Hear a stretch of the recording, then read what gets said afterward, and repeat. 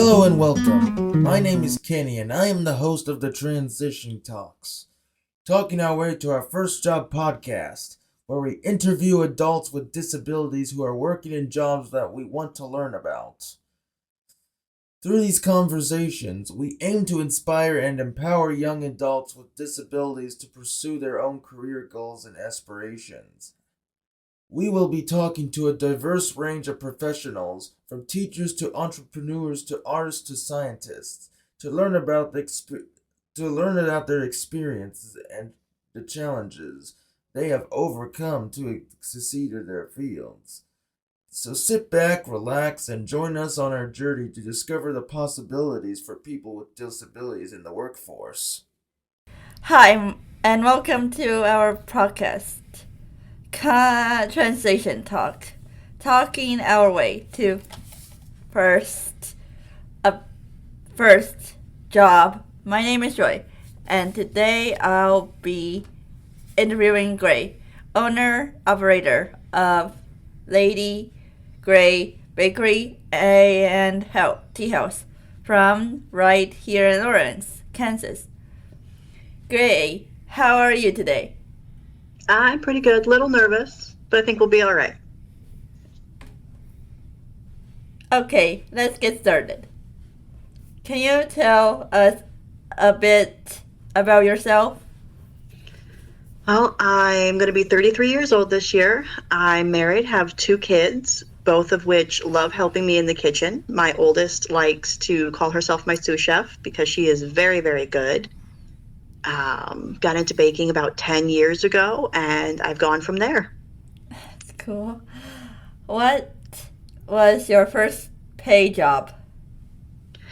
My first paid job was at a gas station as a cashier. What did you learn at your first paid job that helped you prepare to be a pastry chef? To stand up for myself and to not let the higher ups dictate what I was able to do for myself, and knowing that I know what I'm doing. I can do this. How did you first become interested in baking and the sanctuary arts? I got into it when I first saw the cupcake kitchen stuff in the Family Dollar up in Michigan, where I'm originally from. I loved the cupcake stuff. I still have cupcake things in my kitchen. And then I decided, you know what? I don't just want to look at the cupcakes. I want to make the cupcakes. You mentioned being hyper-focused on baking. How has this contribute to your success as a pastry chef? For me, the hyper focus really helps me because once I set my sight on, okay, I want to make this kind of cake, like my tiramisu, I found a recipe for ladyfingers and I didn't stop making ladyfingers until I got it right. It means everything that I'm doing, I've spent a lot of time researching and perfecting before I put it out on the table for my clients. As someone with autism and anxiety, what strategy have you found helpful in meeting your daily task as a pastry chef and business owner? I like using lists. I will make myself a to-do list. I write everything out and I go through it step by step. I rewrite all my recipes. I have everything set up in advance so that I don't have to, oh, wait, what am I doing again? It's all ready for me. Can you share some of your favorite substitute grants and how they can be used to create specialty bakery baked goods for individuals with special delivery dietary needs? Yeah, there's a girl at the sorority that I work at, and she's got a very long list of allergens. So most of the stuff that she has to have is gluten-free, dairy-free, egg-free, things like that. I found that the liquid that you find in the chickpea, like the canned chickpeas, it's aquafaba. It makes a really beautiful meringue, which is a great substitute when you're making like an Italian meringue buttercream. I've also found a really nice gluten-free flour blend that's absolutely beautiful that I've adored. The Kite Hill cream cheese is vegan but doesn't use coconut milk, which allowed me to give a vegan who's allergic to coconut back cheesecake. What are some of your hobbies and how have they influenced your approach to baking and the creation of uniquely baked goods? I like doing a lot of stuff with fiber arts, and I'm very oriented around color. So I will take a color palette that I found for a crochet project and use it in decorating a cake. So I find different designs and will twist them to fit what I'm doing.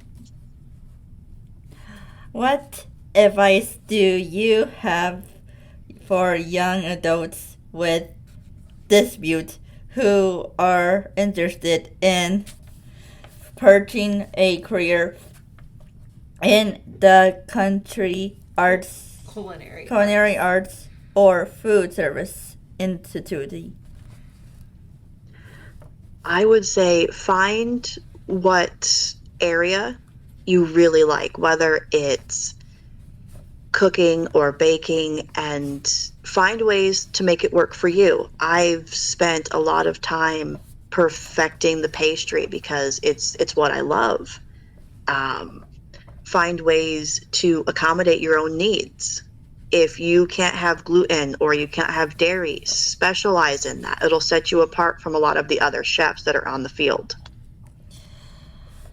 Can you discuss any challenge you have faced in the institute as a person with disability and how you have overcome these challenges to achieve success? I have recently started unmasking a lot more at work, which means that sometimes I will go nonverbal. For me, when that happens, I will start communicating with my executive chef with an app on my phone or through sign language. I will also use a notepad to communicate, and luckily the people that I'm working with are very understanding and willing to accommodate those for me. The owner of operator of Lady Grey Bakery and Teahouse, how do you keep up with current trends in the culinary world and continue to be creative in your own creations? I like using TikTok. I will also scroll for hours on Pinterest and see what other people are coming up with. New designs, new flavor combinations, or a new dessert that no one's done in forever. And I'll research it a little bit and then go, oh, wait a minute, what if I used this instead? Like tiramisu, I've done a version with chai tea instead of espresso, and people love it. Focusing on your career path as a pastry chef, can you share some important moments that influenced your career path? Having my girls and knowing that I wanted to have some legacy to leave them, and deciding, you know what, I'm going to take this thing that brings me joy and helps my anxiety into something that will earn me money. And I have made amazing cakes for my girls' birthdays, and seeing the look on their faces when they see what I've made for them pushed me to want to make it for other kids. How did you handle the setbacks and failures in the kitchen? And what advice would you give to aspiring bakery and chef about learning from these experiences? I've had quite a few recipe failures in regards to some dietary substitutions. And sometimes you have to look a little closer at the recipe and realize that baking is chemistry. So you've got to look at the science behind it and spend a bit of time brainstorming and researching why it might have failed. Don't give up because, it failed the first time around. It might not have been anything that you've done. It could be the recipe was bad or the ratios were off.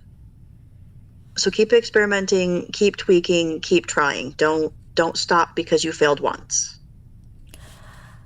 As a self-employed person, how do you stay motivated and pressed in your work? Motivated and inspired. Motivated and inspired in your work. Once again, I gotta cite my girls. They keep me inspired. They keep me motivated. I tell my oldest, hey, I've got an order that I've got, to work on. And she's like, Ma, Maddie, let's get in the kitchen. Let's do it. Can I help you? She's right there and she pushes me to get things done and do things the way that I want to do them. And a lot of the shows that she watches, a lot of the energy that she brings home.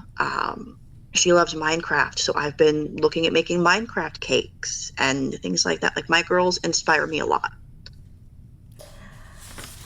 Do you have any pastry chef cookbooks or food-related experiences that have had a profound impact on your career?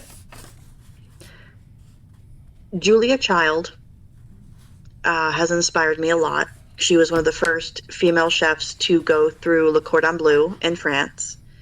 She was kind of a groundbreaker in that. In regards to the sciencey aspect of it, I've done a lot of watching of Alton Brown's Good Eats and understanding the science behind it. So both of them have kind of pushed me to figure out what it is, make it work, learn what's going on behind the scenes so you can use that for other recipes. What is your favorite pastry or baking goods to make, and can you share a memorable experience or story related to that item? My milk tea truffles. 2 years ago, I went to iHeart Local Music's Pride event with a bunch of my truffles to hand out. And I'm handing out my truffles, and I've given one to a older gentleman, and I'm, walking down the table asking other people, and from behind me, I hear, "Oh my God." And the person that I was offering goes, "I'll have what he's having." So that overwhelming joy of, I made that person feel that good. Okay, we are finished with the serious questions. Before we finish, I want to ask you some fun rapid fire questions.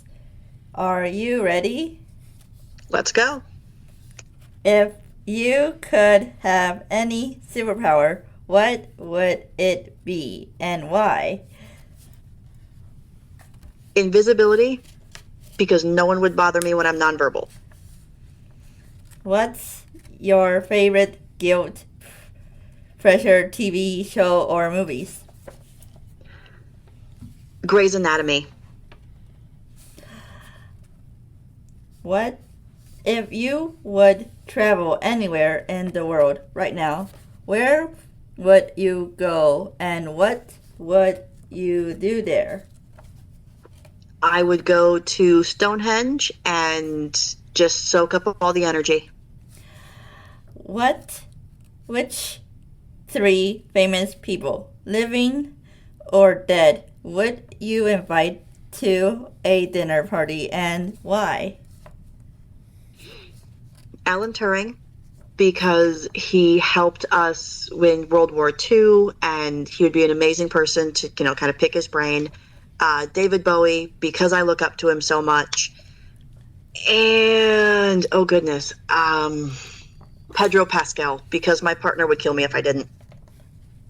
If you were stuck in a desert island and could only bring 3 items with you, what would you be and why?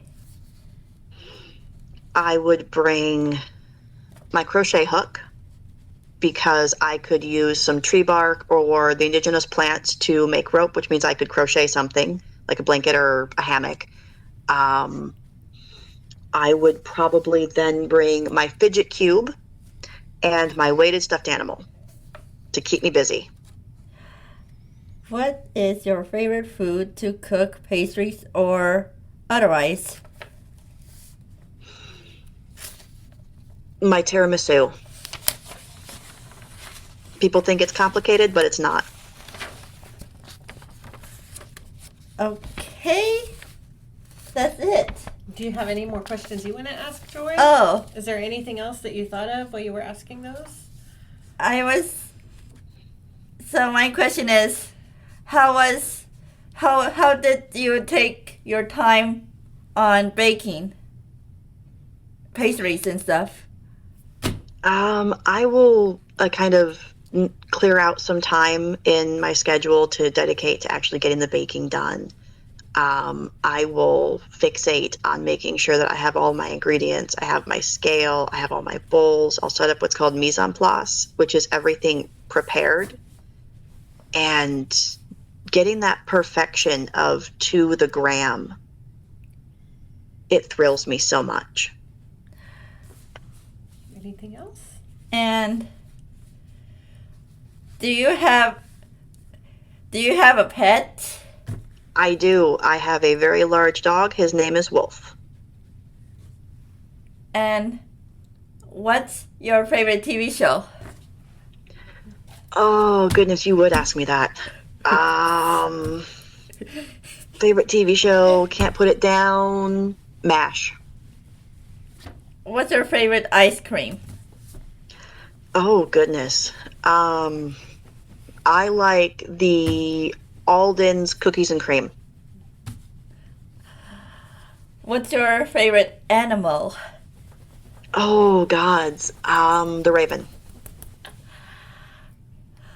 What's your favorite person? Oh, my favorite person? I don't have just one. I have 4. What's your favorite kind of pastries, though? I like making choux pastry. So like for cream puffs and eclairs. Little piece of advice, find out what accommodations work for you. Like if there's an app on your phone or stimming things that you need to have on your person, figure those out and let your manager, your boss know right up front. Okay. Because I found that extremely helpful. Yeah. All right. Yeah. Well, what do you say to Gray? Thank you, Gray. Thank you, Joy. It was a pleasure.